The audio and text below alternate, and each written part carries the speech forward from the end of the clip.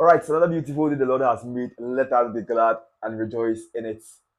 I know you are happy for me being sad. Yes, I know you are happy for me being sad.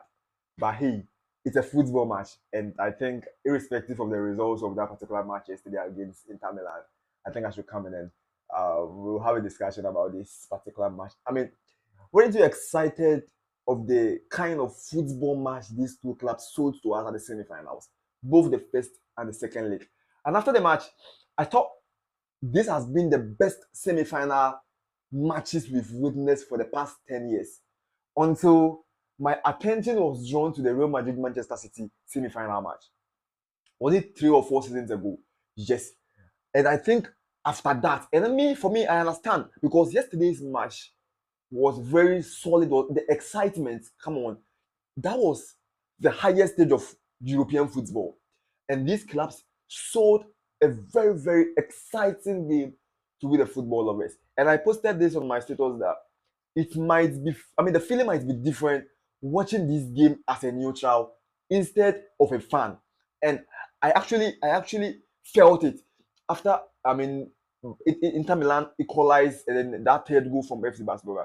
It was a cracker of a match. Come on, were you not excited? Were you not happy? Didn't you feel the game, the football that you've been crying for? Didn't you feel that match or that kind of, that kind of atmosphere and that kind of euphoria, that excitement football brings to us? Didn't you feel that yesterday? And I think this has been the best match I've watched after the World Cup final in 2022. Let's be honest with ourselves. This has been the best football match I've watched after the World Cup final. A first leg ended in a 3-3. Second leg ended in a 3-3 and had to travel to extra time, man. Come on.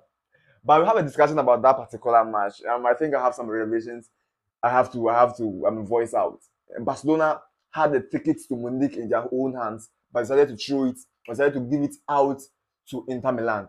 And I think it was due to some mistakes from some players that, and I think I don't want to center on the refereeing decisions because if it went in favor of FC Barcelona, I've been saying this that you always complain about refereeing decisions if they go against you. But if they are always in favor of you, or if they go in favor of you, you are okay with it. So I do want to center my conversation on the decisions the referees made. But why did Barcelona give that win, give it out to Inter Milan? That was my question because Barcelona were leading us at 90th minute, 3 goals to 2. Now, what do you do as a coach? What do you do as a coach? I'm not blaming Hansi Flick for the whole thing that went on yesterday, but you can't talk about yesterday's loss without Hansi Flick. Yes, Hansi Flick has transformed the Barcelona team. That one understood. He brought that hopes we lacked last season, and even on the European soil. No one thought Barcelona would be in the Champions League conversation as out yesterday before the match was played. And those Barcelona and the Barcelona fans had confidence that with the kind of game these players or these boys are playing this season in the UEFA Champions League, they think or they feel like, they can qualify and then they win the Champions League. And they were even thinking of the treble. But before the season started, no one thought a time will come that Barcelona will be hoping to win the treble at the end of the season. Some players who were on their way leaving the club got that Ballon d'Or shout. And as at now, if Paris Saint-Germain does not win the UEFA Champions League, Rafinha is winning the Ballon d'Or. Yes, based on the parameters, if Paris Saint-Germain does not win the UEFA Champions League, Rafinha is winning the Ballon d'Or. The numbers, the consistency, the impact, all goes in favor of Rafinha. And then the Barcelona factor also comes in. So a match that I think, as I said earlier on, Barcelona had a ticket in their own hands and decided to throw it out to FC Barcelona. Now, I was talking about Hansi Flick's mistakes in that particular match. Now, you are leading by 3 goals to 2 as at 90th minute. So what then do you need again? You are playing the UEFA Champions League. It's not a league or it's not a preseason match you are playing. You are playing a semi-final, second leg in the UEFA Champions League at the San Siro. And fortunately for you, you are winning by 3 goals to 2 as at 90th minute. So you don't throw all men to attack. Come on, you don't throw men to attack. Protect the goal. Because you win by 3 goals to 2, the opponent definitely will come at you, try to equalize. So why do you want to still attack? Because it was left with 2 minutes with the match at ended. So you can't defend the ball until that 90 plus 5, like this, all these things. Come on, Ronald Araujo. You caused us last season against PSG. Yesterday again, you did that. I've been a fan of Ronald Araujo, and I was campaigning for him to start yesterday's game. Inigo Martinez as left back, Araujo as centre back with Paul Kubasi, and then Eric Garcia as right back. But he disappointed. Come on, I understand why Hansi Flick would prefer to play Gerard Martin, even though he knows Gerard Martin is not good enough. But Hansi Flick preferred to play Gerard Martin as a left back in a semi-final crucial game and have Araujo on the bench, knowing very well that Inigo Martinez can play as a left back and Araujo as a center back. But no, he sticks with his plan that I am going for Gerard Martin as a left back instead of Ronald Araujo, integrating him into the squad and then send Gerard Martin on the bench. Because Ronald Araujo, these are certain decisions he always commits, and then it comes back to hurt FC Barcelona. Check those 2 goals. The goal from Fratesi. How can you follow an attacker inside the box? The attacker goes outside. You are still following him, and then you give him that space to pass the ball to Fratesi to score. Now, Araujo can't mark a 37-year-old Francesco Acerbi, man. Haba, you can't mark a 37-year-old. You see, the awareness has been his problem, and what we call football intelligence. And I was having a conversation with my friend yesterday after the match. He said Araujo does not have any footballing intelligence, and that's a fact. Yes, because you check some decisions he has been making from last season to this season, and you could see his intelligence and his awareness has been his problem. Against PSG, I mean, unnecessary foul on Bacola, and then he was sent off. It came back to harm Barcelona. Yesterday, 2 goals. Oh, Araujo. I've always been a fan of Ronald Araujo because I think the act of defending, which consists of blocks, interceptions, duels, area superiority, I think Araujo is up there. But there are some key things that makes you a better defender, a better centre back that Araujo lacks. So when you are having a conversation of Sergio Ramos, we all know Sergio Ramos was that aggressive like centre back. But his football intelligence, his awareness, you not see Ramos commit such errors, especially at a crucial stage where you know very well that the least mistake I commit is going to harm my club. But hey, enough of that. I think Barcelona are out, and it was a good campaign for FC Barcelona. If Hansi Flick managed to win the league plus the Copa del Rey, he has won the Copa del Rey already. So if he has been, or if he managed to win the league, he has performed very well as a coach of FC Barcelona, especially in his first season. Because before the season started, no one thought Barcelona would reach where they are right now. No one. Because he came to a team that do not have that financial muscles to go to the transfer market and sign top class players. He had to rely on those La Masia boys that we promoted. And that's why always when I'm having a conversation, I always try to commend Xavi for what he did. Hansi Flick came instead to stick with what Xavi was doing. Integrated 2 La Masia boys, Marc Casado and Marc Bernal, without a defensive midfielder. Now, these 2 players got injured or sustained an injury. And then he gave confidence in Frankie de Jong. And Frankie de Jong as a defensive midfielder this season has been very good. Lamine Yamal, man. Lamine Yamal. Ha. This guy is going to rule football for the next 20 years. Mark it on the wall. I'm telling you. You see, I wasn't fortunate enough. I didn't watch Lionel Messi in his 2004, 2005, 2006 days at FC Barcelona. No, I'm going to be honest with you. At that time, when he was 18, 19 years, I didn't watch Lionel Messi. I watched Lionel Messi from 2009. And even at that 2009, I mean, how old was I?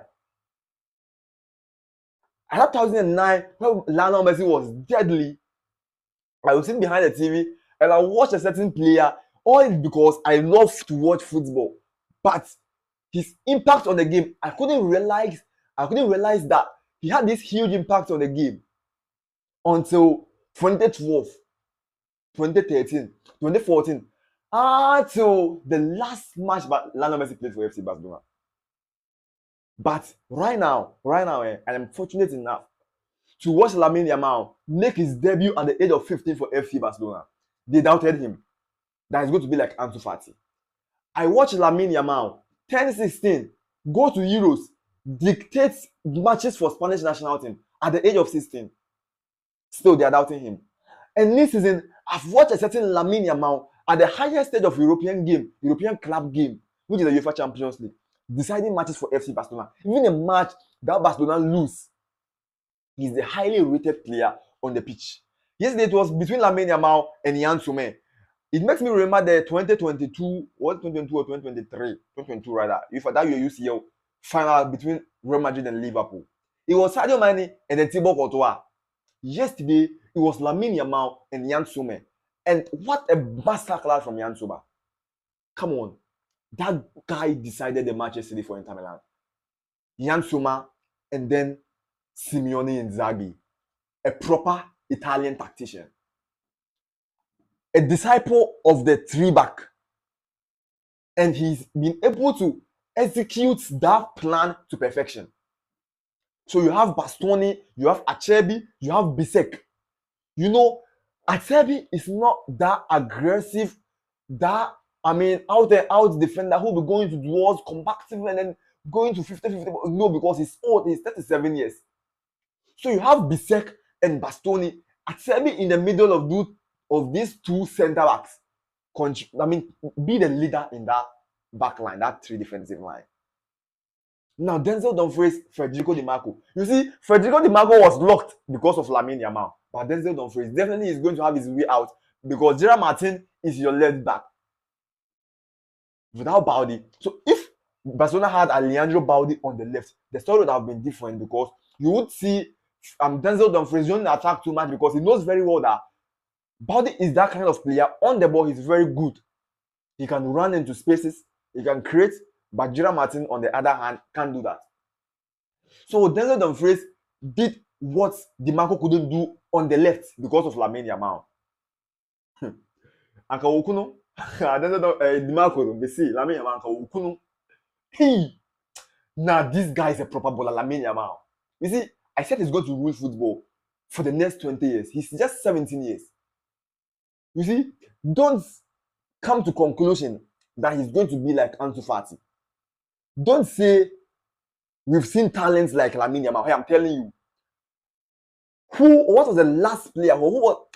Which talent at the age of 16 did you see in this world football better than Lamine Yamal? Tell me. Messi was not this good at the age of 17. Let's be honest with ourselves. I am not saying Lamine Yamal is better than Lionel Messi. No. He has a long way to go. So I'm not saying he's better than Lionel Messi. No. But at the age of 17, keep deciding matches for FC Barcelona. Come on. Mamma mia. Barcelona are out, yes. And Inter Milan, they well deserved win. Simeone Inzaghi's plan worked perfectly for him. Sits deep, allow Barcelona to play and take advantage of the chances we get. And that was what was the whole antidote to this Barcelona threat. And it was perfect. It was perfect. But still, Hansi Flick, you should have protected that goal instead of throwing all men out to attack. Yes, to attack. Let's be honest with ourselves. Yeah. I think that was a Inigo Martinez substitution, although he was on a yellow card, but I think Inigo Martinez's intelligence is more than Ronald Araujo. Inigo Martinez with a yellow card can at least use his mind, his conscience to make certain decisions. But this Araujo guy, come on. Oh. Now, Arsenal will be playing PSG today at the Stade de France. Yes. The first leg ended in a 1-0 win in favor of Paris Saint-Germain. And therefore, Paris Saint-Germain are favorites going into this particular match. No two ways about that. Paris Saint-Germain are playing very well. That beautiful football from Louis Enrique, his boys, that control from the midfield from Vitinha, from João Neves and Fabian Ruiz. Definitely they're actually going to dictate proceedings in the midfield. But Thomas Partey back into the Arsenal squad will limit that control of PSG. Thomas Partey presence in the Arsenal squad will be a key, instrument in this Arsenal's game. We felt his absence in the first leg, even though that was not the entire problem of Arsenal.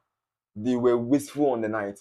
But Thomas Partey's integration or his return to the squad will actually have a say in this particular fixture. I think Arsenal are not out though, but going away to France to play PSG, a team that are boosted by a win they got, they've already won the league. So they are fit, they are ready for this particular match. They already have a win, so they just have to manage it and get the results. I don't want to see what's happening against between PSG and Liverpool because PSG won the first leg away, and then Liverpool won the first leg away. Then PSG came back and won the second and got a goal and then qualified to the next stage of the UEFA Champions League. So that clearly shows that the UEFA Champions League this season has been very good. And I think as of now, Inter Milan in the final are likely to face Paris Saint-Germain because I don't think Arsenal, even though they have the chance of qualifying, though, because football is not over yet. That's going to be the basic rule. Football is not over yet, so therefore Arsenal have the chance. But this European night, Arsenal haven't proven beyond doubt that they can overturn results like this on the European night. No, they haven't proven it anywhere. So I think Paris Saint-Germain starts this as favourites, and if Paris Saint-Germain and Inter Milan final, it's going to be a very good game. A possessive, dominated team versus a defensive, compact team. What a game. See you. Don't forget to subscribe to the channel, Saberton Sports Extra on YouTube. Subscribe and turn on the notification bell.